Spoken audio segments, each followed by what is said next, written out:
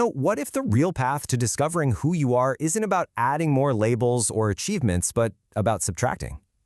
Today, we're diving into a pretty radical method for self-discovery, one that promises to help you find your true self by first figuring out everything you are not.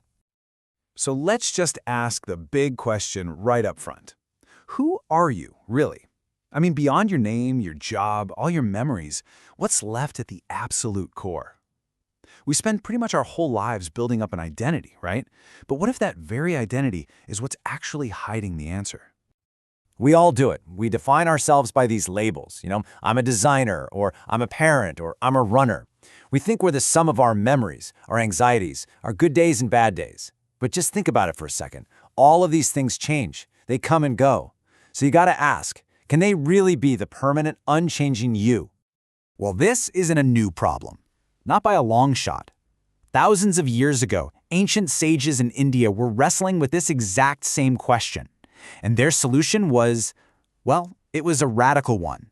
It's like a kind of spiritual surgery, designed to carefully cut away everything that isn't the true self. And this is the heart of it. Neti Neti.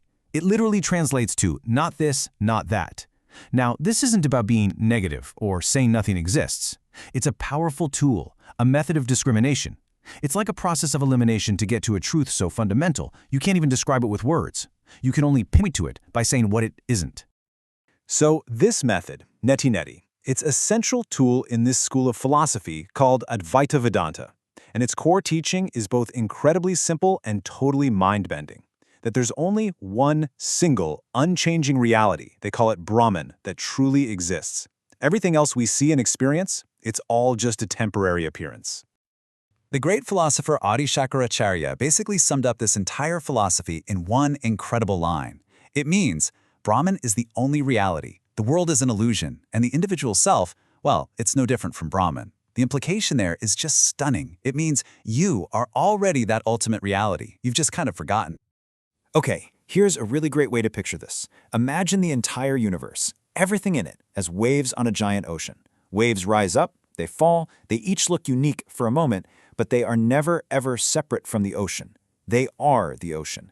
In the same way, everything we experience is just a temporary expression of that one single reality. This really gets at the limits of language. There's this great story that even the creator god Brahma, after writing these huge, vast scriptures to explain literally everything, he finished his teaching with 2 words, Neti Neti. He basically had to admit that after all that, everything he'd written was still not it. Words can point the way, but they can never be the destination itself. Okay, so that's all the theory. But how does this actually work in practice? How do you use not this, not that to start peeling back the layers of your own identity? All right, the process is pretty systematic. First, you negate the concrete stuff, the physical world. I am not this body, I am not my car, I'm not this house. Then you move on to the abstract, the inner world. I am not my thoughts, I am not my feelings of happiness or sadness, I'm not even my intellect. So, after you've negated everything you can possibly perceive or even think of, what's left? The one doing the negating, the witness itself. And this is a really, really crucial point. The whole goal of Neti Neti isn't to gain some new mystical thing or have some flashy spiritual experience. It's about recognizing what has always been there, just quietly existing underneath all the noise. See, the true self is the silent knower. It's not just another object to be known. But of course, with a practice this subtle, people have interpreted it in different ways over the centuries. Is it purely a mental exercise, or is it something else entirely? And this gets us to a really central debate.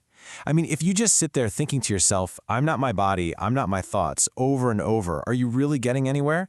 Or are you just adding another layer of thought on top of the pile you're trying to get rid of? This leads to 2 main ways of looking at it. The first is that intellectual analysis, where you use your mind to discriminate, to chop away at all the false identities. But there's a second path, one that sages like Sri Ramana Maharshi talked about. It suggests that instead of fighting with your thoughts, you simply withdraw your attention from them. You just rest in that pure, simple feeling of existence, that quiet I am that's there before you add I am this or I am that. This quote just nails that second point of view. The argument is, by focusing so hard on what you're not, you're paradoxically keeping your attention on it, which just keeps it feeling real. The alternative? Just ignore the distractions. Put your attention on the one who is aware, that core sense of being. Now, what's absolutely fascinating to me is that this method of negation, it's not unique to Vedanta. Not at all. It seems to be a fundamental human approach when we try to grapple with the idea of the divine or ultimate reality. Yeah, there's a fancy term for this. It's called apophatic theology, or the via negative, which just means the negative way. It's this deep recognition that any positive description you try to apply to something that's infinite and transcendent is just going to fall short, it's going to limit it. And you can see these two traditions, though they seem worlds apart, they're mirroring each other's approach. Both Neti Neti and the Via Negativa are saying that the ultimate reality is beyond all our concepts. So the only way to get close to it is by saying what it is not. For instance, God is not limited. God is not temporary. God is not a being that suffers. See the parallel? When you step back, the shared impulse really shows us something profound about being human, doesn't it? We seem to have this deep intuition that there's a reality, something deeper than what our five senses and our busy minds can grasp. And across cultures, we've developed strikingly similar tools to try and point toward that incredible mystery. And so we end right back where we started, but with a much deeper question. If you were to truly practice this, to let go of your body, your thoughts, your roles, your entire life story as your definition of you, what would remain? What is that unshakable foundation that's left when everything else is seen as not this, not that? Well, that's the discovery Neti Neti invites you to make.